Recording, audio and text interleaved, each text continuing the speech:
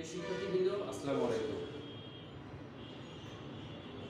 যে যেখানে আছো, সুস্থ আছো সেই কামনায় আমি আমার অনলাইন ক্লাস শুরু করতে চাচ্ছি। ইতিপূর্বে ট্যাক্সেশন ইন বাংলাদেশ অর্থাৎ বাংলাদেশ কর বিধির অনেকগুলো ক্লাস নেওয়া হয়ে গিয়েছে এবং বর্তমানে আমি যে ক্লাসগুলো নিচ্ছি সেটা হলো একক ভিত্তিক কর নির্ণয়। এখন একক ভিত্তিক কর নির্ণয় ইতিপূর্বে দুইটা ক্লাস বা তিনটি ক্লাস নেওয়া হয়ে গিয়েছে, যেখানে আসলে একজন বেসরকারি কর্মকর্তা কিভাবে তার মোট আয় নির্ণয় করার পরে সেই আয়গুলোর উপর ভিত্তি করে কিভাবে কর রেয়াত পেতে পারে বা বিনিয়োগ বা কর রেয়াত পেতে পারে এবং সেটার উপর ভিত্তি করে কি অনুপাতে তাকে কর দিতে হয়, কর দায় নির্ণয় করতে হয়, সেই বিষয়গুলো আসলে আলোচনা করা হয়েছে। এখন শুধুমাত্র কি বেসরকারি কর্মকর্তা বা কর্মচারীরা কর দেয় তা তো না, সরকারি ব্যক্তি আছে, মহিলা ব্যবসায়ী আছে, দেন যুদ্ধাহত ব্যক্তি যদি কোনো ব্যবসা করে সেও আছে। তো স্টেপ বাই স্টেপ আসলে আমি চাচ্ছি যে সবগুলো আলাদা আলাদা ব্যক্তি ক্ষেত্রে বা চিকিৎসকের বিষয় এটাও থাকতে পারে, সবগুলো আলাদা আলাদা ব্যক্তির ক্ষেত্রে আসলে কর দায়টা কীভাবে নির্ণয় করা হয় সেই প্রসেসটা নিয়ে আমরা আজকে এমনইভাবে আমরা একজন সরকারি কর্মকর্তার হিসাবটা কিভাবে সংরক্ষণ করতে হয় এবং একটা সরকারি কর্মকর্তার মোট আয়টা কিভাবে নির্ণয় করতে হয় সেটা জানাটা খুব গুরুত্বপূর্ণ। কারণ সরকারি কর্মকর্তাদের নিয়ে ইতিপূর্বে পরীক্ষার হলে কিন্তু অঙ্ক এসেছে। সো এই কারণে এটা কিন্তু খুবই গুরুত্বপূর্ণ। কেন গুরুত্বপূর্ণ? কারণ একজন বেসরকারি কর্মকর্তা এবং একজন সরকারি কর্মকর্তার মধ্যে কর দায় নির্ণয় করাটা কিন্তু একটু ভিন্নতর। বিষয়টা যদি জানা না থাকে তাহলে আসলে পরীক্ষার হলে সুন্দর মতো অ্যান্সার করাটা খুবই ডিফিকাল্ট হয়ে পড়ে, অর্থাৎ সঠিকভাবে অ্যান্সার করা খুবই ডিফিকাল্ট হয়ে পড়ে। তার মানে এটাও আমাদের অবশ্যই কী করতে হবে? প্র্যাকটিস করতে হবে। উইদাউট প্র্যাকটিস এটা আসলে পরীক্ষা হলে পারা খুবই অসম্ভব বিষয়। এখন বিষয়গুলো যদি আমি আসলে অঙ্কের মাধ্যমে বোঝাই তাহলেও আমরা করতে পারি, আবার বিষয়গুলো যদি আমরা প্রথমে একটু আলোচনা করে নিই তাহলেও কিন্তু আমরা করতে পারি। এখন কিভাবে আমরা আসলে করতে পারি? বিষয়টা হলো যে আমরা যখন বেতন খাতে আয় নির্ণয় করি, বেতন খাতে আয় নির্ণয় করার সময় তার যখন মূল বেতন থাকে, এখন এই মূল বেতনের সাথে আরও অনেক ভাতা দেয় কোম্পানি বা গভর্নমেন্ট থেকে, সরকার থেকে, যেটি সে একজন সরকারি কর্মকর্তা। সরকারি কর্মকর্তা যে এই যে সরকার থেকে যে ভাতাগুলো দেয়, মনে রাখতে হবে সকল ভাতা অপরিহার্য। একটা কথা দিয়ে পুরো অঙ্ক শেষ হয়ে যাচ্ছে। সকল ভাতা অপরিহার্য শুধুমাত্র উৎসব ভাতা বাদে। কত সহজ! আমি কথাটা আবার বলি, উৎসব ভাতা বাদে সকল ভাতা কি করতে হবে আমাদের? সকল ভাতা আমাদের অপরিহার্য আমাদের করতে হবে, অর্থাৎ উৎসব বোনাসটা বাদে। এখন এই জিনিসগুলো আমরা যখন একটা অঙ্কের মাধ্যমে আলোচনা করব সেই জিনিসগুলো আমরা আরো সহজে নির্ণয় করতে পারবো। আজকে আমরা ছোট্ট একটা অঙ্ক দিয়ে আমরা এই বিষয়গুলো নিয়ে আলোচনা করব। নেক্সট ক্লাসে ইনশাআল্লাহ এটা নিয়ে আরো বড় অঙ্ক করব। কারণ প্রথমে যদি আমি একটা বড় অঙ্ক করি তাহলে মনে হতে পারে অঙ্কটা কঠিন, আসলে তা না, অঙ্কটা খুবই সহজ। তা আমরা প্রথমে সহজভাবে আলোচনা করি। তা আমি এটা লিখে নেই, সরকারি কর্মচারী কর দায় নির্ণয়।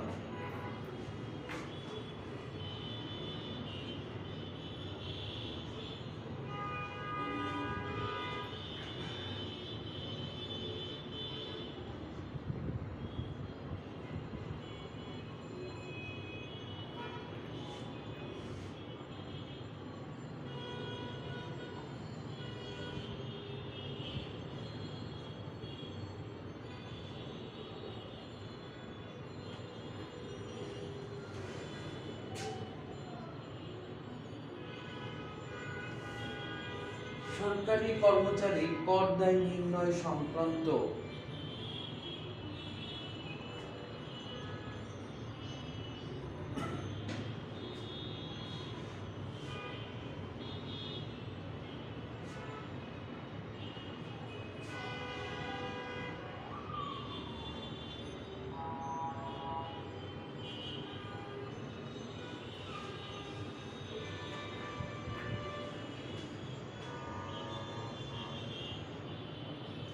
জনাব হুমায়ুন কবির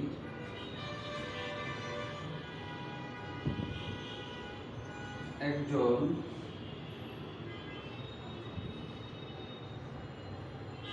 সরকারি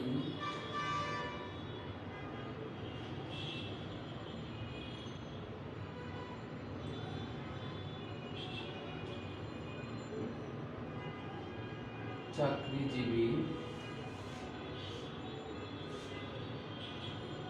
2017 সালে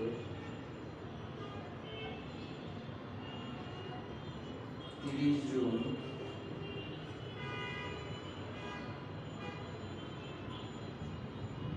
সমাপ্ত বছরে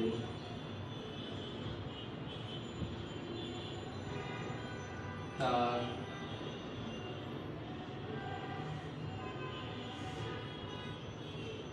বেতন খাতে আয় নিম্নরূপ।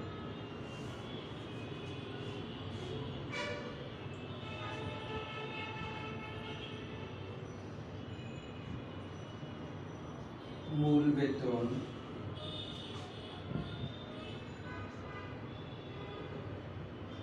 মাসিক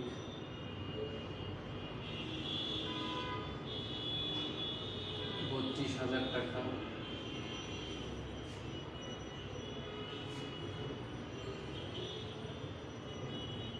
মহার্ঘ ভাতা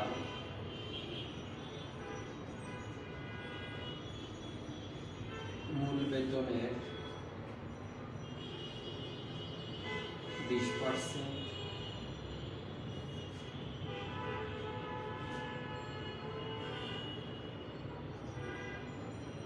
দুটি উৎসব বোনাস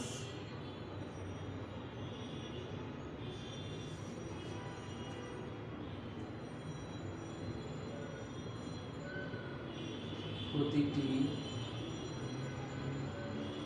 1 মাসের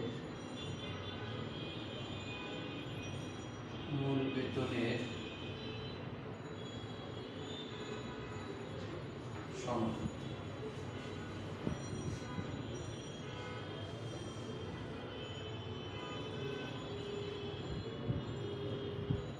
তাকে বিনা ভাড়ায়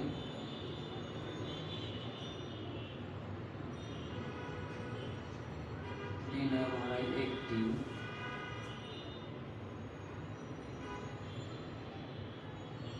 বাসস্থান দেওয়া হয়েছে,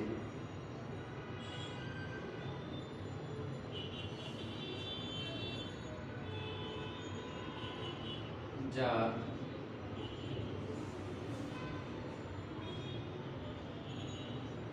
বার্ষিক মূল্য 1 লক্ষ টাকা।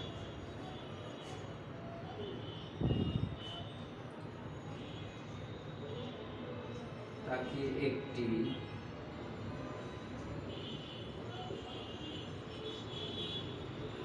গাড়ি দেওয়া হয়েছে,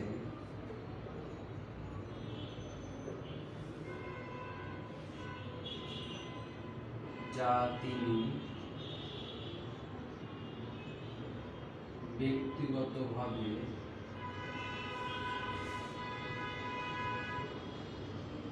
ব্যবহার করেন।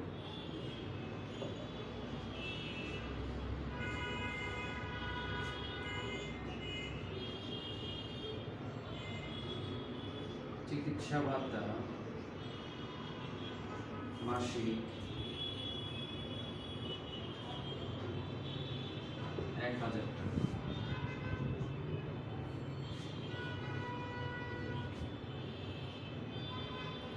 চলতি বছরে ভ্রমণ ভাতা 15,000 টাকা পাবে।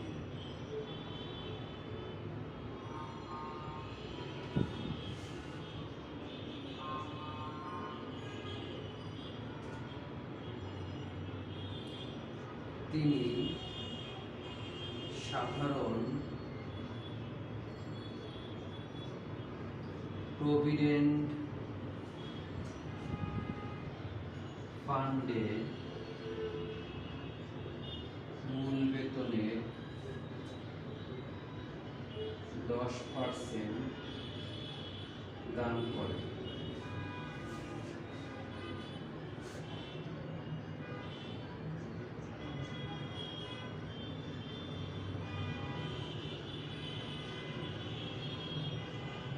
আয় বর্ষে তিনি 12.5% হারে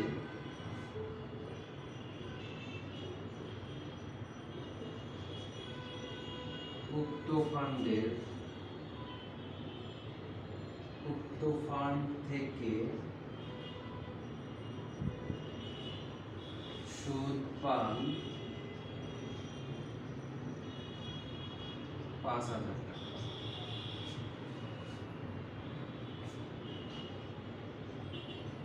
গৃহ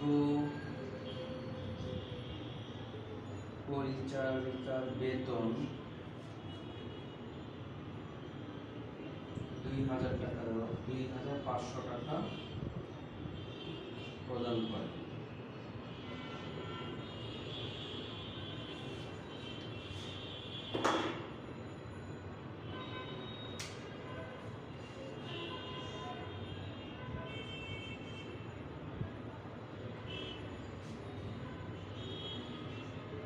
তিনি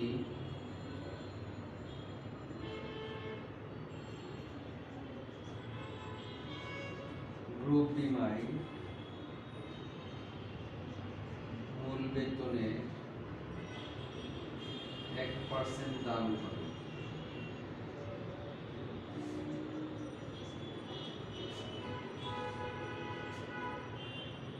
তিনি ডিপোজিট,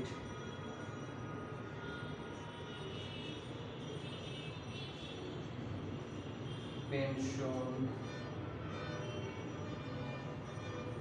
স্কিমে মাসিক 7,000 টাকা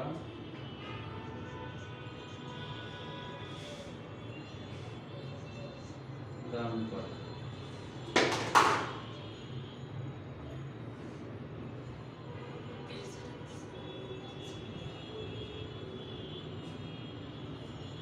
তাহলে আমরা এটা কি নির্ণয় করব?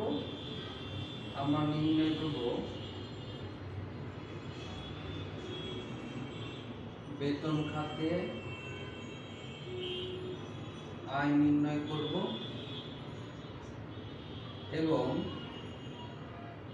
বিনিয়োগ ভাতা নির্ণয় করব।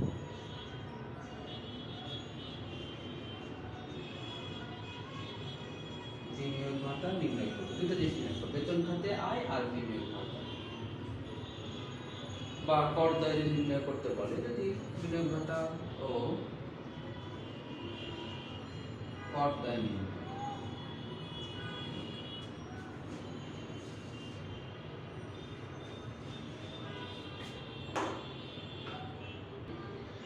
প্রথমে আমরা লিখব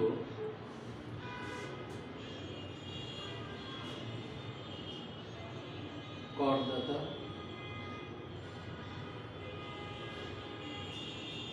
আয় বর্ষ কর বর্ষ। করদাতার নাম জনাব হুমায়ুন।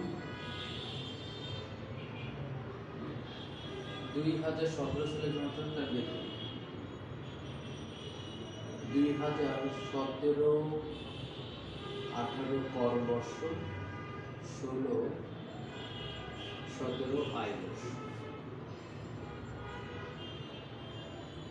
মোট আয় নির্ণয়।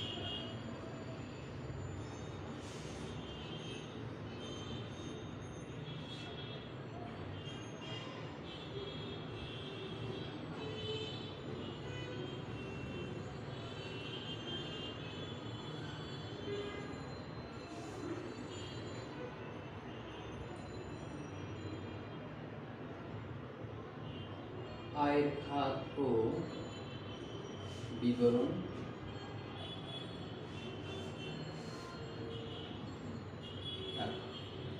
তো আমরা এখন নির্ণয় করব হলো বেতন খাতে আয়,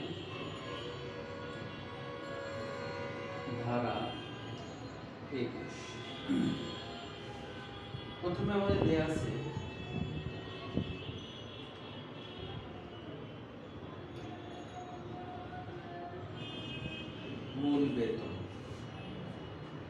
পরিমাণ 32,000 ইন্টু 12 গুণ করলে আসে 3,84,000। তারপরে আছে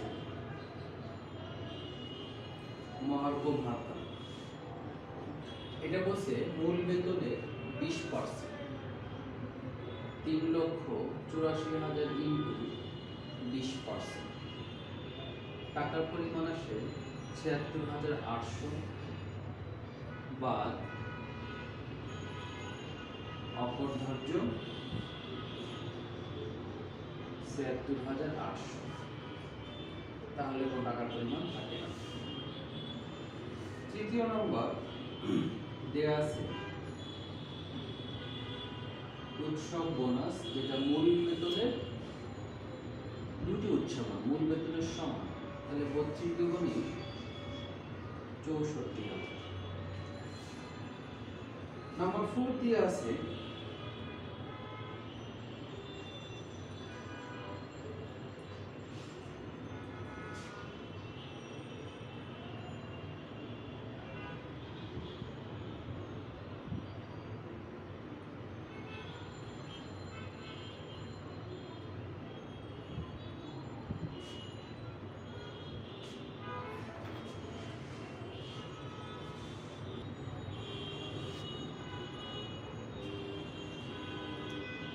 তারপর আছে হলো চিকিৎসা ভাতা ও উৎসব বোনাস আমরা লিখছি, সরি চিকিৎসা ভাতা, হ্যাঁ 1,000 ইন্টু 12 টোটাল হলো 12,000 টাকা বাদ অপরধার্য 12,000 টাকা। তারপরে আছে হলো ভ্রমণ ভাতা, এটা ভ্রমণ ভাতা টাকার পরিমাণ দেয়া আছে 15,000 টাকা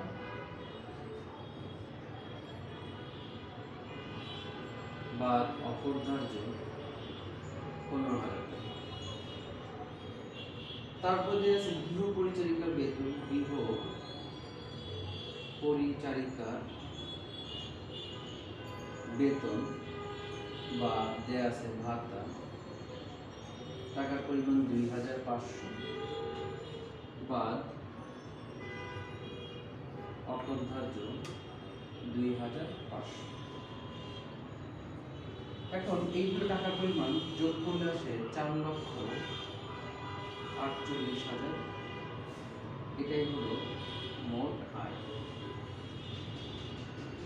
তো আমরা কি শিখলাম? আমরা শিখলাম, আমি একটু আগে বলছিলাম যে যদি করদাতা যদি সরকারি প্রতিষ্ঠানের হয় তাহলে আমরা বলছিলাম তার মূল বেতন এবং উৎসব বোনাস ব্যতীত যত প্রকার ভাতা আছে সেই ভাতাগুলো সম্পূর্ণ অকরধার্য। একদম সহজ কথা। তাহলে আমরা একটু খেয়াল করি কি কি ভাতাগুলো আছে অঙ্কের মধ্যে।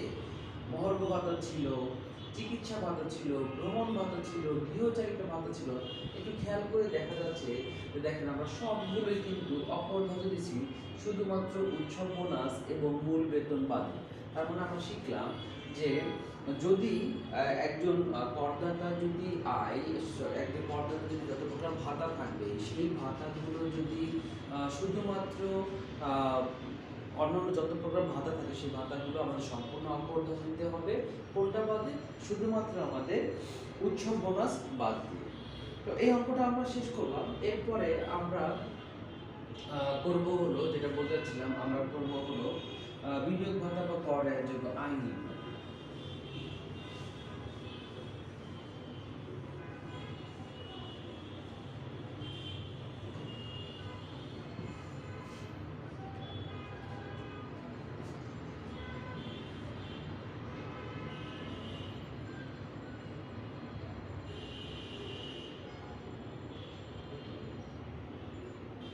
বিনিয়োগ ভাতা নির্ণয় বা আমরা বলতে পারি কর রায়যোগ্য আয় নির্ণয়, দুটো একই কথা।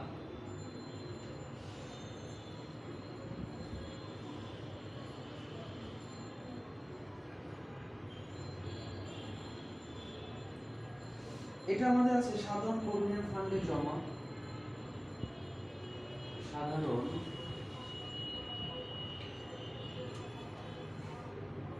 প্রভিডেন্ট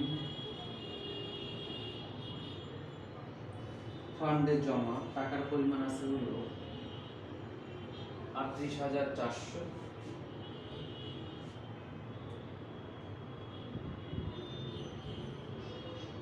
কিভাবে পাইলাম? বলছিল হলো 10%, তাহলে 3,84,000 টাকার উপরে 10% করলে এই টাকাটা আসবে। তারপরে আছে হলো গ্রুপ বিমায় চাঁদা, এটা টাকার পরিমাণ বলছে হলো 1%, তাহলে 3,84,000 টাকার উপরে 1% 3,840 টাকা। তারপরে আছে ডিপোজিট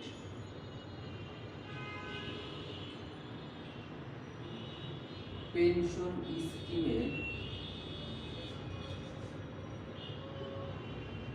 জমা টাকার পরিমাণ আছে হলো 7,000 কিন্তু মাসিক বলছিল এখানে 7,12,96,000 টাকা।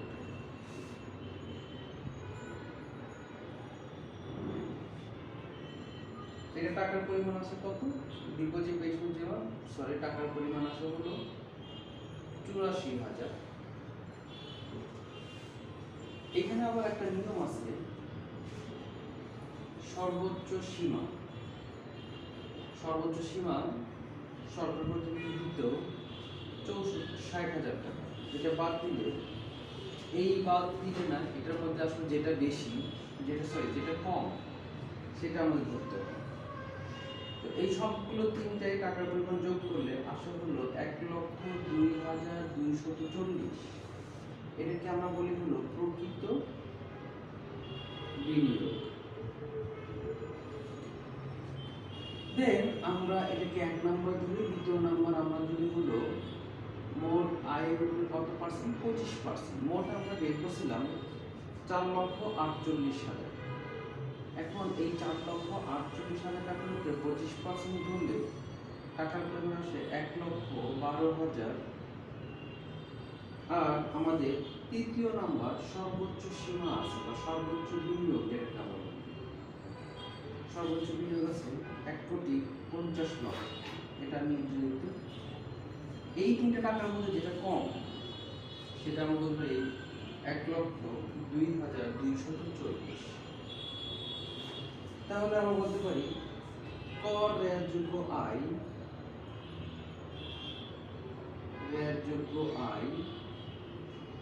1, 2 ও 3 এর মধ্যে যেটি কম,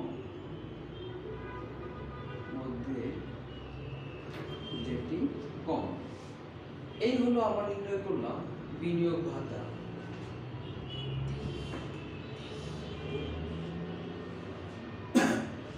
এই আমরা নির্ণয় করলাম হলো বিনিয়োগ ভাতা। এখন এটা থেকে যদি আমরা কর দায় নির্ণয় করতে যাই, তাহলে কিভাবে আমরা কর দায় নির্ণয় করব সেটাও আমাদের আসলে একটা বিষয়, জানার বিষয় যে কর দায় আসলে আমরা কিভাবে নির্ণয় করব। কিন্তু কর দায় নির্ণয় করতে গেলে সবথেকে গুরুত্বপূর্ণ বিষয়, এই ব্যক্তি কত টাকা পাচ্ছে? 1,02,240 টাকা সে কর রেয়ারযোগ্য আয় হিসেবে পাচ্ছে।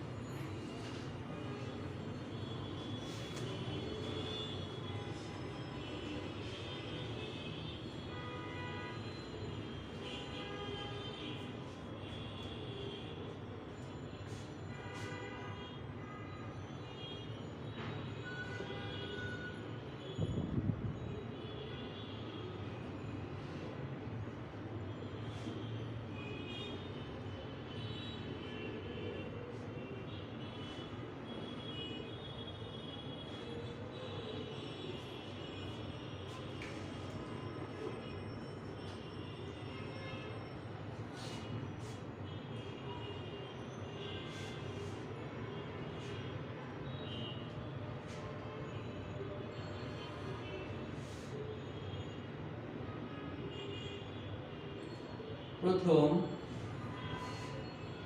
2,50,000 টাকার উপর টাকা পর্যন্ত মোট আয়ের 0%।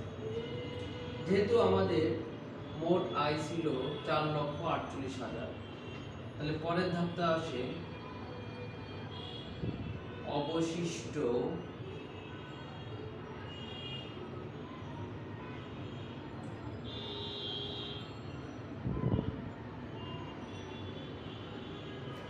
$1,98,000 টাকা পর্যন্ত মোট আয়ের 10%, তাহলে আসে 19,800। এখান থেকে আমাদের বাদ দিতে হয় কি, এখান থেকে আমাদের বাদ দিতে হবে হলো কর রেয়াত। তাহলে বাদ কর রেয়াত। তো কর রেয়াত আমরা জানি ধরতে হবে হলো 15%, 1,02,240 ইন্টু 15%, 1,02,240 ইন্টু 15%। টাকার পরিমাণ আসে হলো 15,336 টাকা। তাহলে আসে 4,464 টাকা। এটাই হবে তার হলো প্রদেয় কর।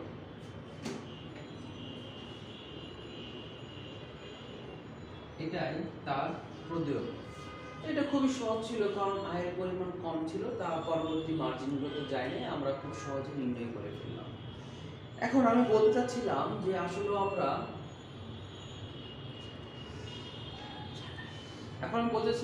আমরা এই যে কর দায়িত্ব নির্ণয় করলাম, তার আগে বিনিয়োগ ভাতা এবং তার আগে আমরা বেতন খাতে আয় নির্ণয় করলাম। অর্থাৎ একজন সরকারি কর্মকর্তা থেকে যে কিভাবে আমরা আসলে বেতন খাতে আয় নির্ণয় করি, সেটা আমরা আজকে শিখলাম, এবং সেখান থেকে আসলে বিনিয়োগ ভাতা দেওয়ার পরে কিভাবে করটা নির্ণয় করা হয় সেটাও আমরা শিখলাম। আগামী ক্লাসে অবশ্যই আমরা আরও নতুন কিছু শিখব। অর্থাৎ নতুন কিছু বলতে বোঝাচ্ছি হলো আগামী ক্লাসে আমরা এই একক ভিত্তিক কর নির্ণয়ে অন্য কোনো ব্যক্তি অথবা অন্য কোনো পেশার ব্যক্তি কিভাবে তার হিসাবটা সংরক্ষণ করা হয় সেটা আমরা শিখব। এবং এই বিষয়গুলো আসলে শুধু শিখলেই হবে না, সেই বিষয়গুলো নিয়ে অবশ্যই কী করতে হবে, সেই বিষয়গুলো নিয়ে অবশ্যই আমাদের বাসায় বেশি বেশি প্র্যাকটিস করতে হবে। কারণ প্র্যাকটিস না করলে আসলে এই বিষয়গুলো মনে রাখাটা একদম ইম্পসিবল হয়ে পড়ে। এই জন্য বাসায় এটা প্র্যাকটিস করতে হবে যখন যে অঙ্কটা করে দিব সেটা। এবং আর একটা কথা সবসময় আমি বলি যে অঙ্কগুলো যখন করব, সব থেকে বেস্ট নিয়মটা হয় যে অঙ্ক করে করে নিয়মগুলো মুখস্থ করে ফেলা। কেউ যদি মনে করে যে নিয়মগুলো আগে মুখস্থ করে অঙ্ক শুরু করব, আসলে সেটা একটা বোকামি হয়ে পড়ে। এই জন্য অঙ্কগুলো আমরা করতে করতে গেলে নিয়মগুলো মুখস্থ করার চেষ্টা করব। এটা সব থেকে ভালো পদ্ধতি হয়।